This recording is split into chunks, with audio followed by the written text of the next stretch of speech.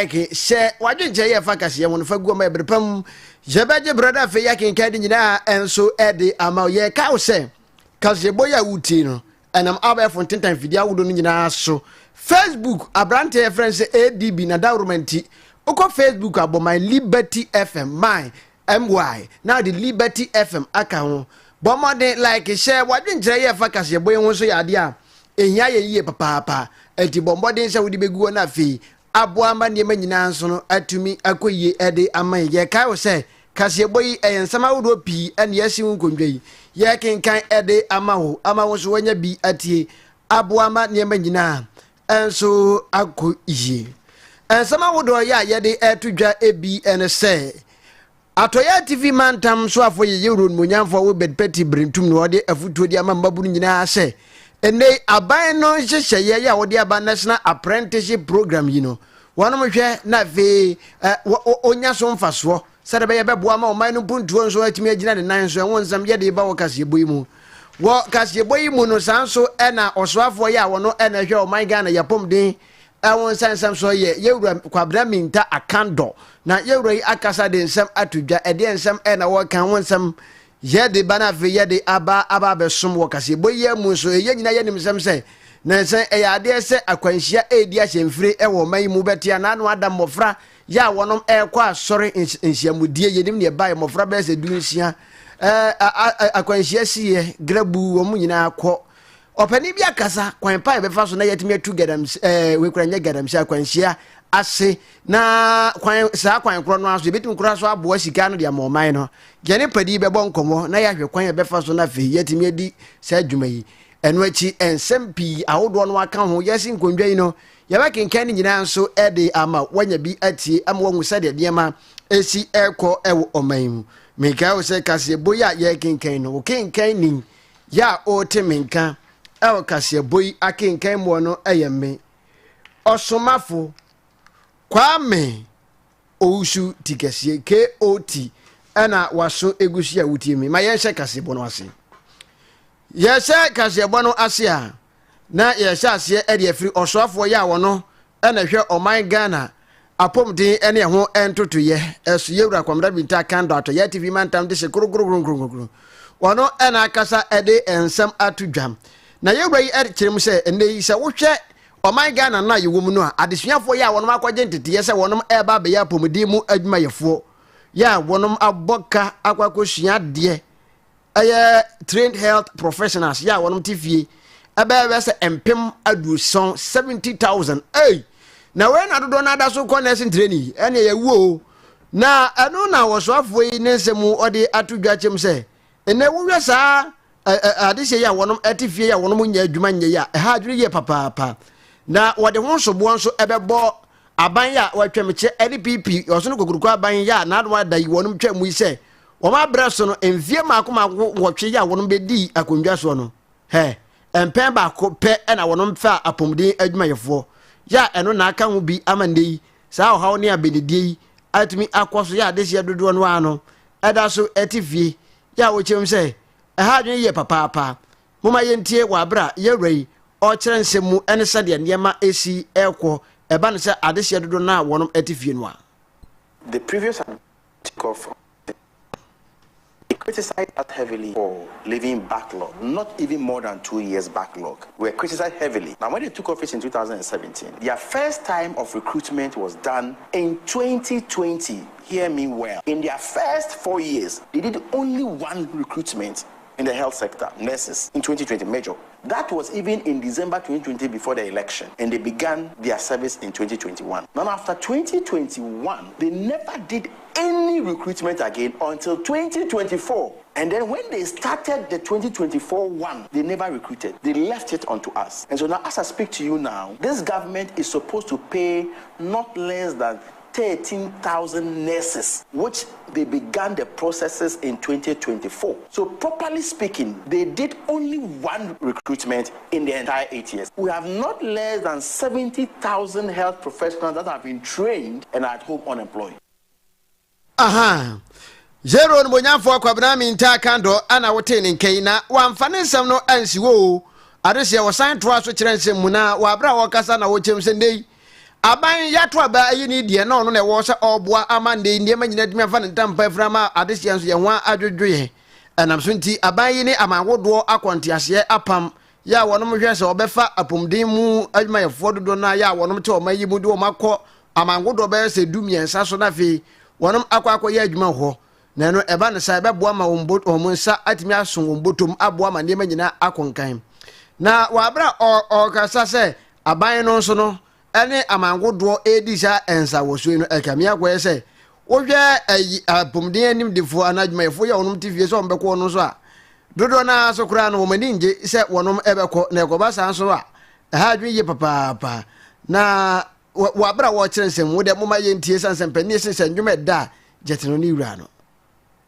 I'm talking about pharmacists and everybody in there. I've put them together. So the strategy is that as for the medical doctors, we recruit them every year. The last batch, we have done the recruitment. We are yet to post them. Now, this is what we're going to do. Government is looking at employing some of them almost every year to reduce the number. The truth must be told that government cannot absorb all the 70,000 health workers within 1 year. So the truth is that even after 2026, there will still be some backlog. So government is going to look at absorbing some of them, and then we are looking at how we can manage migration, export some of them to other countries. And so for now, about 13 countries have responded. We are signing MOUs with them. They are looking at how they can get our nurses in their countries. Bahamas have written, some very interesting countries have also written to get our health professionals.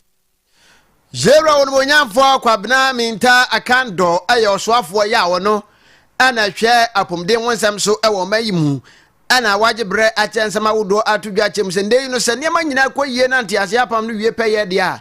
na so man no ye kasa no ye kwa no adwuma ya ade hye nya binya no wono benya bia ye na aboa ama niam so atimi akoyie yeguso ka se aha liberty adokrum bienu na chiripo enson kasa fidie so ana waso egusi awutie we aya anwumre no nan kase samufu adawroma ana wajebre aso so kroje ede amame se menkenkan emfa ema wonti ubekọ Facebook besrew ukọ Facebook a jana wabo my liberty fm na ubo my liberty fm no so a ensa yo bomode se obe like na wa share wadwenche so efa kase ho no fagu ma ebrepam ye bajebre ye bakenkan ni nyina enso ede amaho Ghana de sema yentwa kase no so na yenkogina mu ewo ensamfoforo mu yeda so agina kase boni mu a na yawo atoye atifi mantam ya na wo atoye atifi mantam a yegina idie na atoye atifi mantam so afo yewura onimonyamfo we bed peti brentum yewura akasa ade adesede pa ade atomba bunu anim se omampani John Dramani ma Ghana de hye agi twidi bum kwato abama no mfiem pemienu ene aduonu nan mu no papa wa masa obawi kebab wa masa obetwa na news bedede akwawi you fresh africana na keka ho nemom obaye se obaba besom oman no sompa ne se nti obaye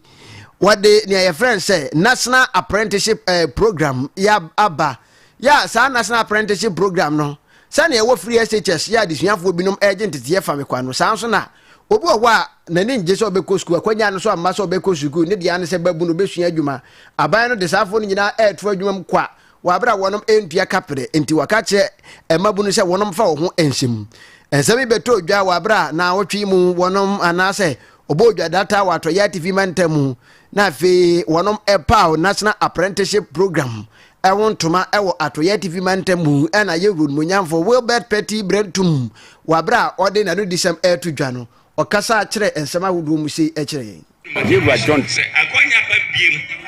se ese mo fa ni pa biduma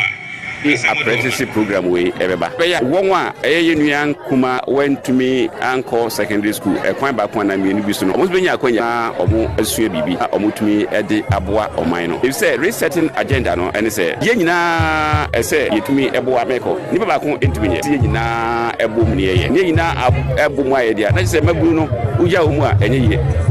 ntina Yewra John Dramani Mahama ede sa program yi ebae wo ko no enye se okosua adwuma keke emum se obetmi ada adi ewo wo suban ene won abrabom se be wetmi adi nokure ma oman yi etumi akoso ni nya yade a yesre won wa training won se won fa ense nyom tuni bi auto nyum o kan se o se prr sa no shasi na o se yewura John Dramani Mahama ono o kan o de obeye o se throughout o fe papa oba ye di kan adwuma o kan se obeye nyina oye ti wanya aka se oye free apprenticeship program ya shase a ode a hoping 300 million Ghana cedi aton that is papa no na ni abre nti enya de a ebeko na akwakopim baby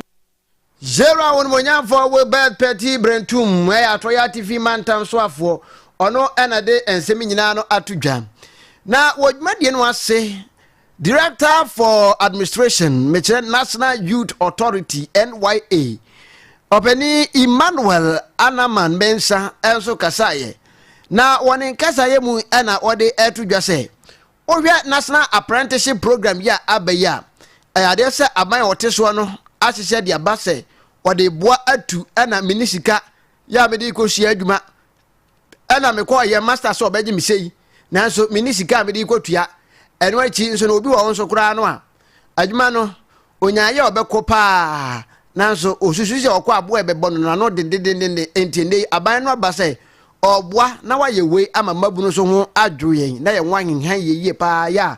yera iso wonin kasa yimo no yentie ni okai. For too long, many Ghanaians face the double challenge of limited access to quality training and the high cost of apprenticeship enrollment. The government intervention through National Apprenticeship Program is a direct response to these challenges by absorbing the cost of training, accreditation, startup tools, and we are removing the barrier that often keep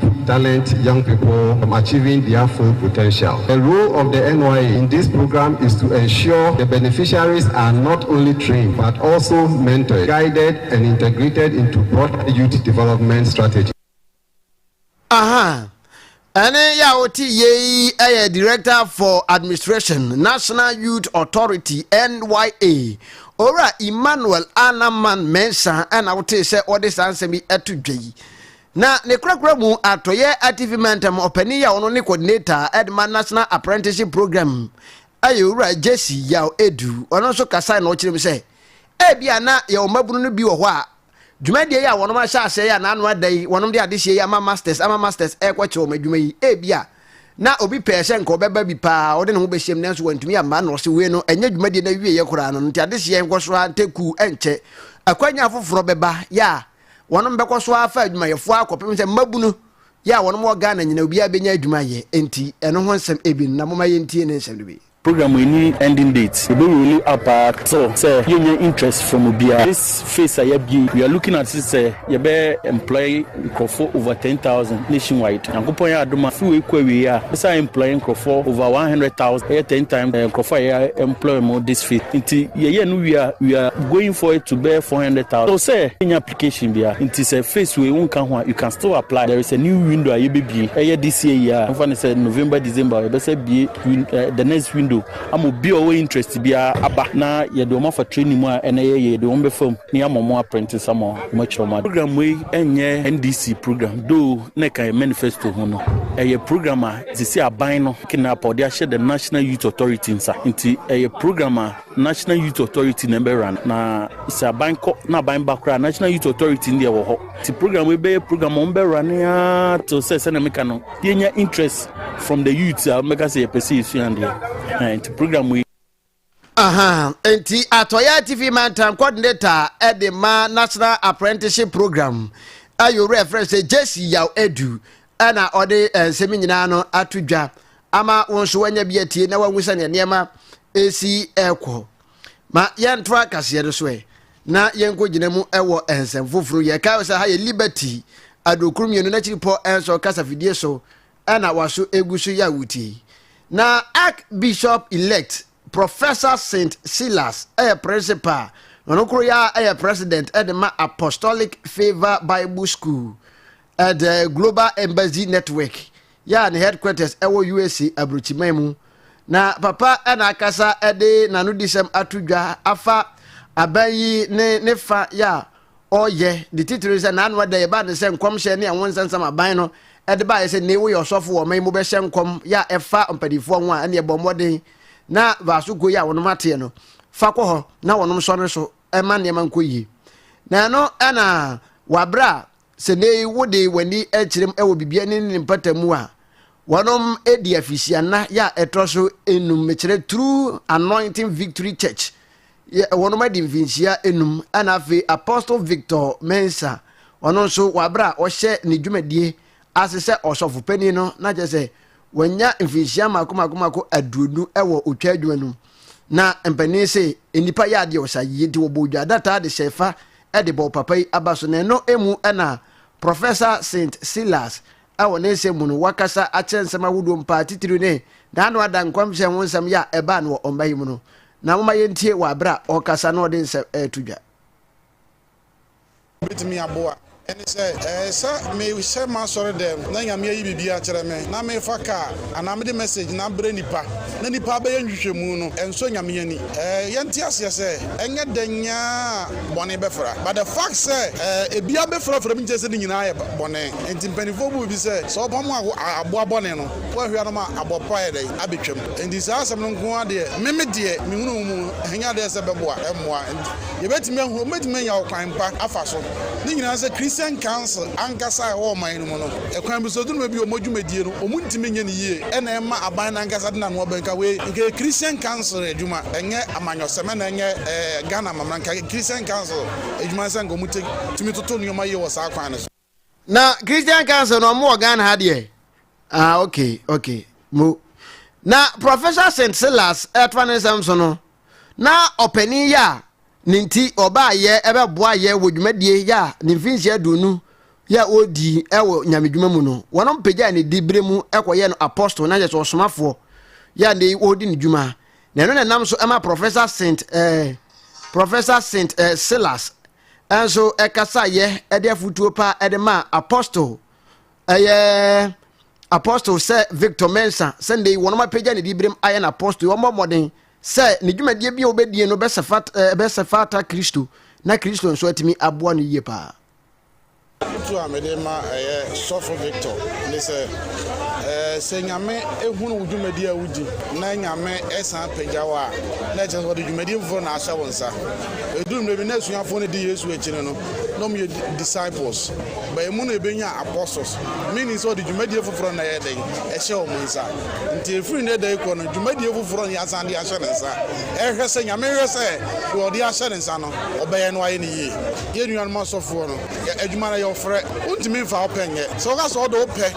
eye anase bia wo funti na ade ya nyankopon na wafro no ana nyame na wo ye na dwuma no obeyi ne nsa mo ani magua enti se nyame mfre wa ye mfe ye penye nyame dwuma ne mu ye do frɛ na ye nyame dwuma ti de gyina so de ya award no eye de tifiri abonten ene mdi nkaka so ya nya obi asika enti ya ade e wele na ye tietie dwumadi o won de special representatives ye ma won award na eye assembly members ne ahemfo ye hunzom dwumadi o mudi no wo empotemo ha ene oman mu no eso ani na nipa so bo odin na etwase ye bibidi hye onkunan na ntwe mo hu ansa ne akase wo ya ade o mo di dwumadi ani ya oti ye Archbishop elect Professor St. Silas where principal na president Edema Apostolic Favor Bible School and the Global Embassy Network ana otenin kan na nenkasa enachi ana ende nokre opani ya ninti owrei kasa yeyi Apostle Victor Mensa enso kasa ya na okire mfisia duonu nyamedwuma otwa adwuma eden akonchena wodo ene oba Yesu ehuna wodo wanya ne onyame adwuma mu no okire msi enye easy enafo nanso enye ye ne yafre ye hunti no ofre no yo no kwafo no wangu ye animase ena odi aba bedu ba bia ya wasem ye ta ka se umpe bra ena we nyamedwuma ya asem a enipa ta aka pa ayene me pese me nipa nyina ati ase se enye wo umpe bra na we nyamedwuma na dwuma bia no ha edin wa asase so sene nyamedwuma enye easy obi di watema asofo nti untimi nka ba bia obi abetuma nante akono untimi nante nkoho because of the draining tea. Nanso ninyina mu no kokorhwe ase mu no nyame angu ye mas. Obia no obetima kire me se nkom hye we firi nyame ana mfiri nyame. If say nyame ka kire no na wunyina ho. Ade so ma ye ka wunyina ho de we da no akoka se enya no hore. Abra wunyina ho. Ne mom de metumi aka no se nkom hye no ba. Wankasa tena se na hwe nkom hye. Na wanso bompa. Ne mom ma ye mfa nkom hye sem enni agoro. Bi se ehu pa. Wudi agoro a bebre di nkom hye ho abra ma asem ato wo mo.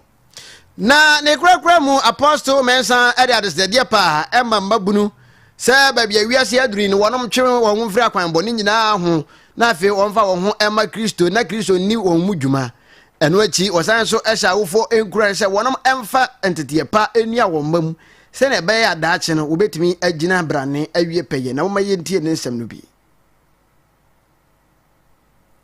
And the differences no there mechanical cracks emotion ne muwa if it's a first to one channel anyhow and a school man said the first yes bray and once my church phone and then tessa first one one said teacher is over bow was a menje na teacher ni bow na ko of your mama said to me the boy my teacher ni bow by na we mistake bow bi ba ahwe ye be wadi I just say true baby a bia nyema sike ka kona aye hu so obabu no bi ATM na o mena ni mra na ho so fi sa ba was a blane be ko awie ya awofo masode for beba yenwu se ye wo enter na enter bia so niema sesa timisre se youth a etie ye ehwe ye nyina emu ani mra wo so na won kai wo mbofo wo mra first na ye tu ye ho che de ye ho ma asaf na asafo no so de fa entity yem etete ye npa first se wo ko mission schools na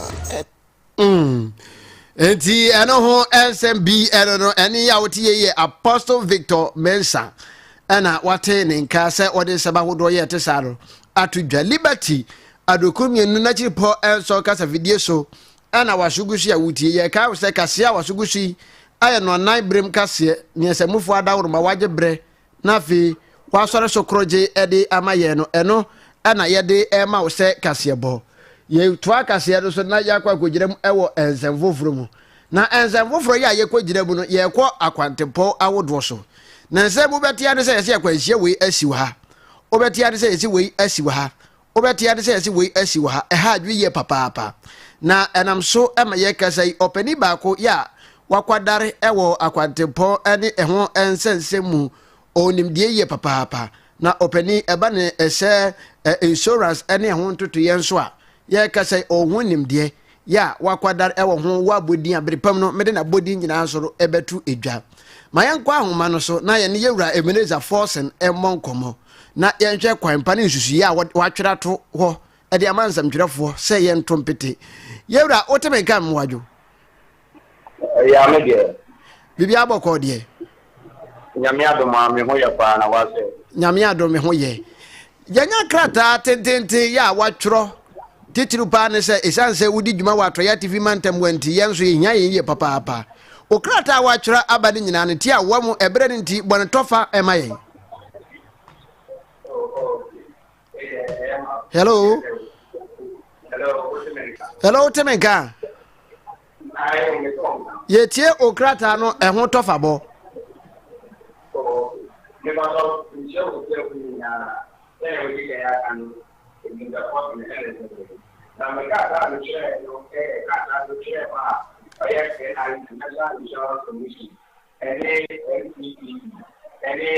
national road station,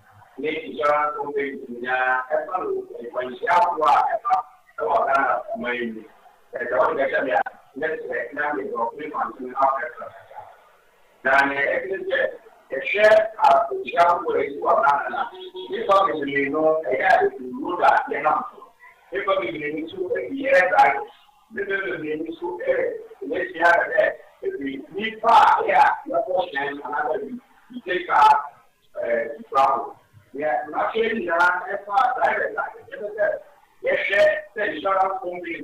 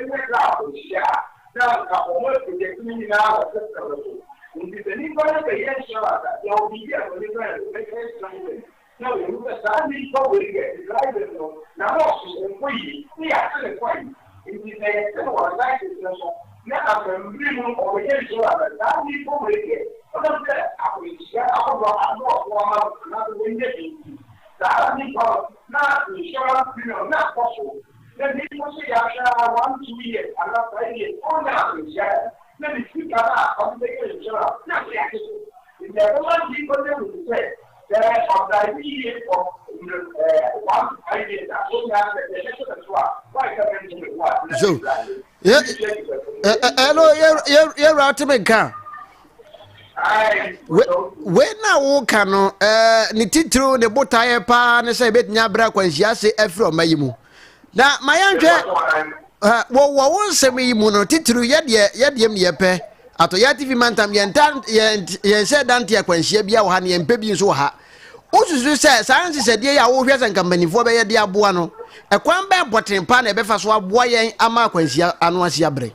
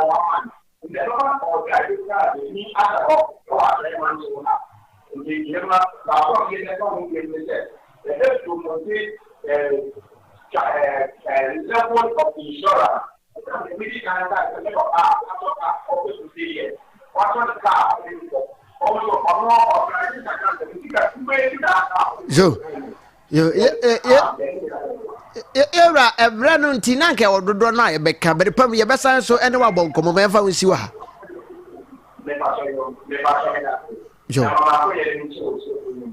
yo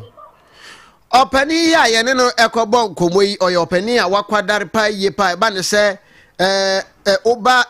omayi mu a owonimdi asoronko ya wode boa ma akwantempon awodo ene ya wonsansam so yetimi etu akwanhia awodo ya ewo omayi mu ase ana watwere krata tentente ede aba ede adesede ema mpanifo akwan pa wono befa so aboa ama akwanhia ene ya wonsansam anu atimi abrase na eno kra no aboa ma ne manyina atimi akonkan Ebeneza Forsen ana wote se yene no ebo enkobo na vi wode nanudi sem awodo ya efa akwanhia ene eho ensensem eho nyina enso ede atu edwai kase na si me sori DJ Bugatti ejina me ko ho na vi one DJ Loski aba betwa so midin de kwame owusu tikese osobafo abrante e friend say ADB ebo mchidom ede me ko Facebook mammonity wajime nyado